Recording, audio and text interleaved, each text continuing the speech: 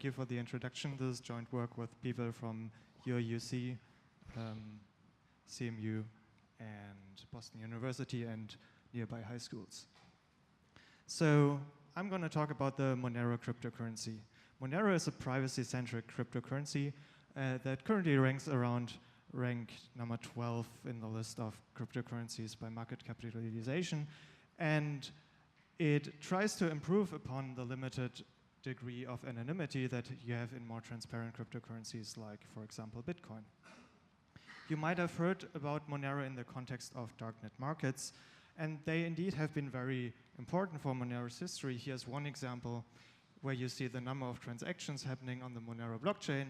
Right when Alphabet back in 2016 started accepting Monero, you see this huge spike both in the number of transactions and in the exchange rate. However, as I will show you now, we think that a lot of these transactions back here are actually vulnerable to a certain kind of de-anonymization. So in this talk, I'm going to talk about weaknesses in Monero's that existed in Monero's mixing sampling strategy. Then I'll try to answer the question, do these weaknesses actually matter? And then I conclude the talk. So whenever you spend a coin in a transparent cryptocurrency like Bitcoin, you create a transaction and you point to the exact coin that you are spending.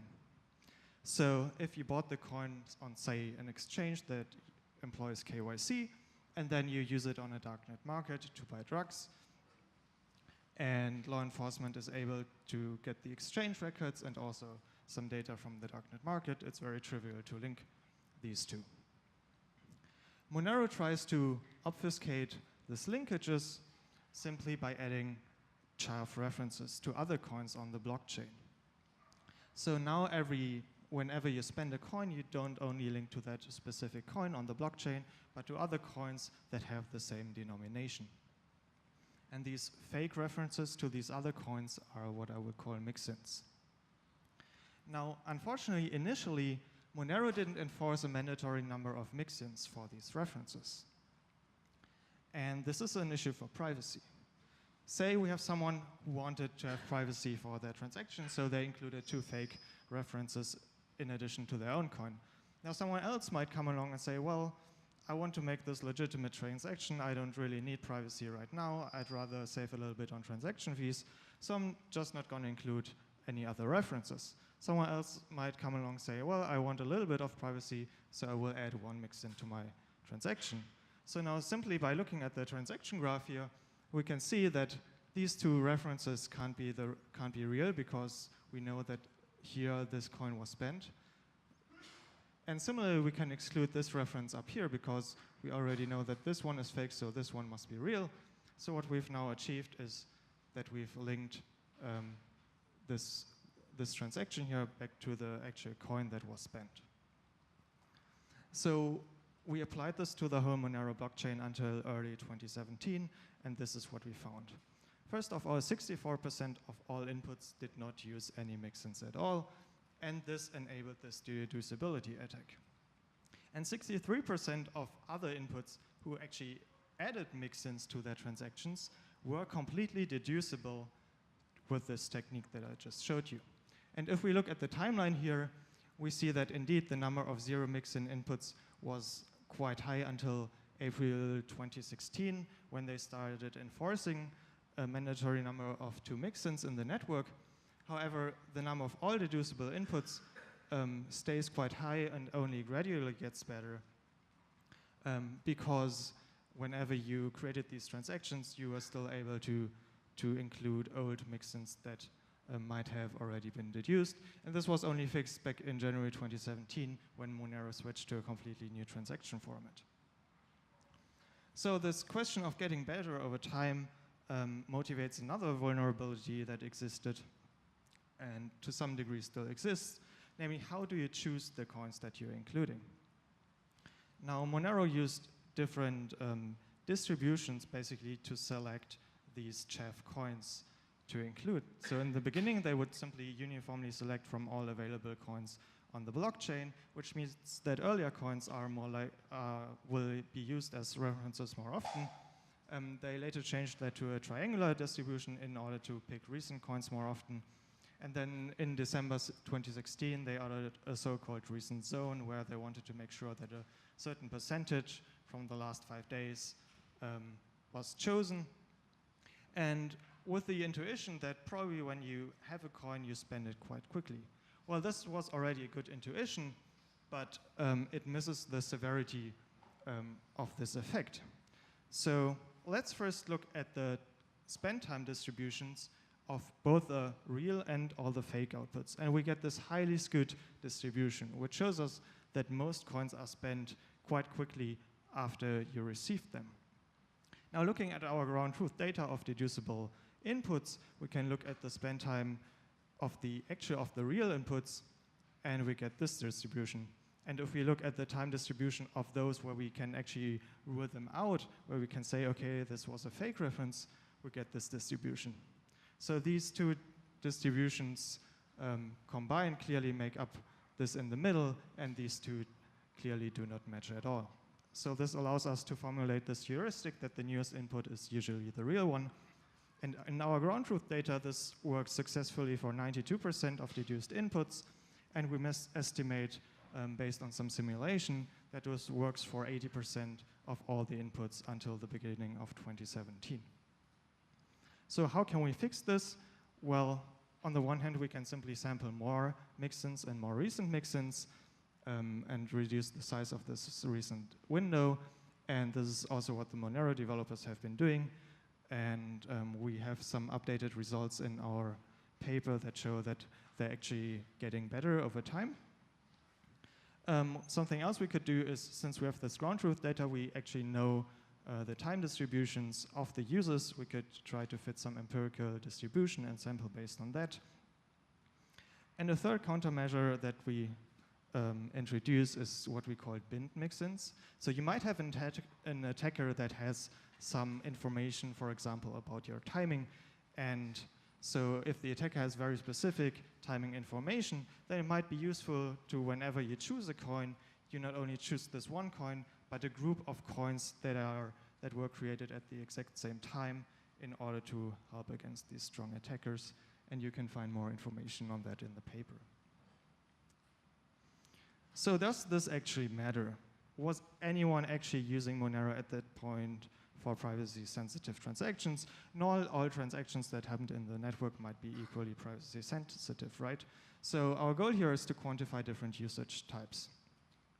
So the first interesting thing that I want to point out here in the graph of the number of transactions is this dip here in early 2016, when seemingly the number of transactions on the network was cut in half.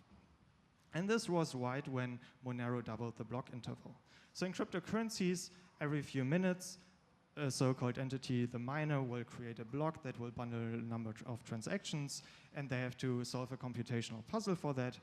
And as a reward, they can get some coins. Now, these coins are delivered in a special coin-based transaction. So when you go from 1 minute to 2 minutes for these blocks, you basically have half the amount of coin-based transactions, which means that probably a lot of these transactions here were only related to mining. Now, many people, if they mine, they organize in mining pools because it's so computationally intensive. So they will all work for this pool. The pool will get the money, and the pool will at some point in time distribute the money out to the miners. Now, looking at the mining pools, what we found is that many mining pools actually announce the payout transactions on their websites. Well, this is a privacy hazard, because if you can link the block that a pool found to the payout transaction that you can found, this could enable simply the same kind of deducibility that I've shown you before, because the reference that is probably the real one is the one linking to the block that this pool found. But this data being available also means that we can look at how much transactions are actually related to mining activity, and this is what we did. We crawled the website sites of a large number of mining pools, the number of blocks they found, number of payout transactions. Then we estimated that in addition to the coin-based transactions, around 0.44 transactions per block are related to mining, mostly in form of these payout transactions. So if we subtract this from the number of all transactions, we find that indeed in 2015, early 2016, there were hardly any normal transactions.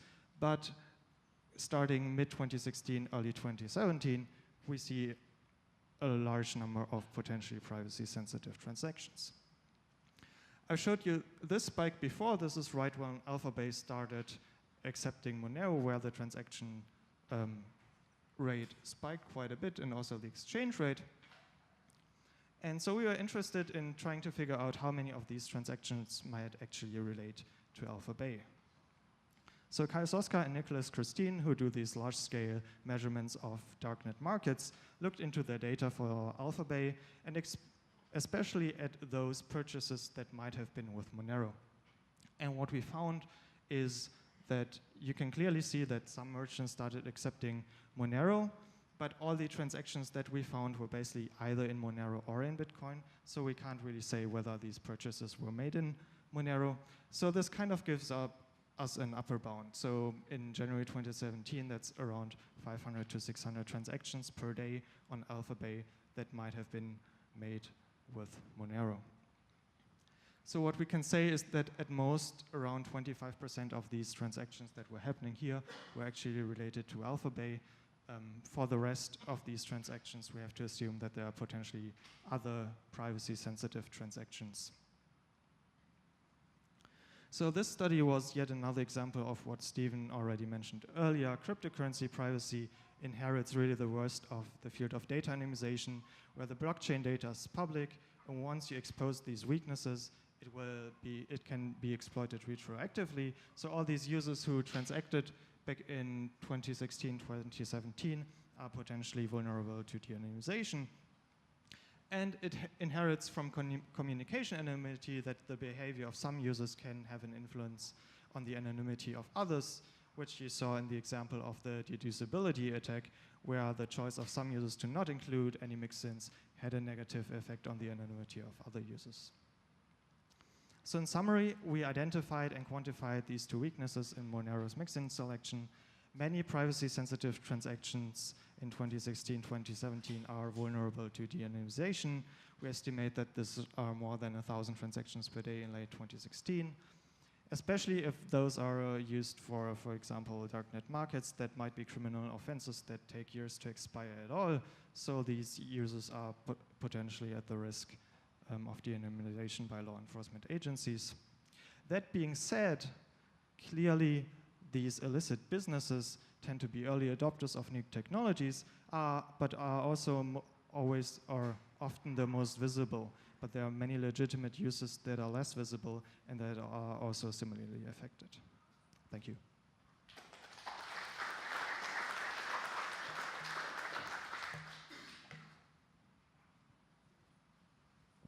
Thanks for your talk. So you said, so the mix-ins, as you said, have to be the same denomination. Right. But when you showed the that table of how much the miners paid out to each person, like they had 6 significant figures of accuracy and they were all basically random. So are those divided into like standard size coins? How do you? Yes, they used to do that. They now switched to a completely new format where they hide the values. So basically everything appears as 0 values, so you can just select any coin. But back then the client would split the outputs in certain denominations. Great. And I had one other question. On one of your slides you said 0.44 transactions per block were mining related?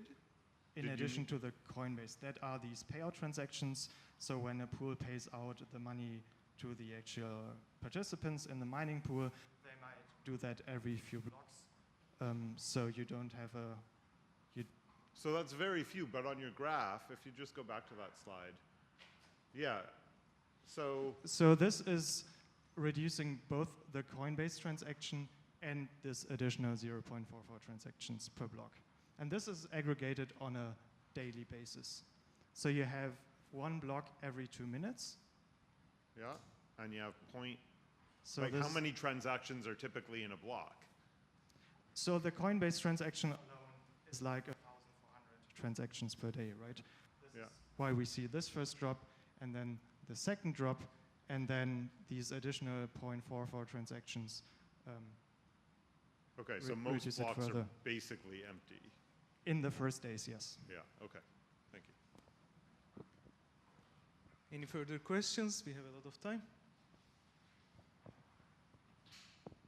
Hi, I was wondering if you considered repeated behavior over time. Let's say that I'm a vendor at one of these markets, so assuming the market is an intermediary, they're regularly sending me my money. And you know, at one transaction, maybe I can't tell if I got it from Alphabay or not, but after 10 transactions and Alphabay is in every single one of my 4 mixins or whatever, it's pretty clear that I'm regularly receiving money from them. So I'm wondering, did you look at these kinds of repeated behaviors over time? Or do you think that this could work if you didn't? So repeating behavior is a bit more difficult than, for example, in Bitcoin, because Monero also uses stealth addresses.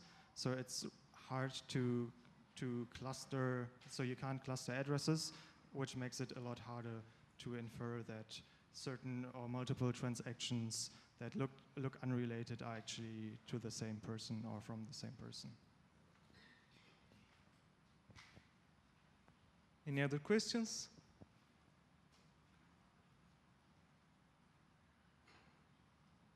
So thank you, Malte.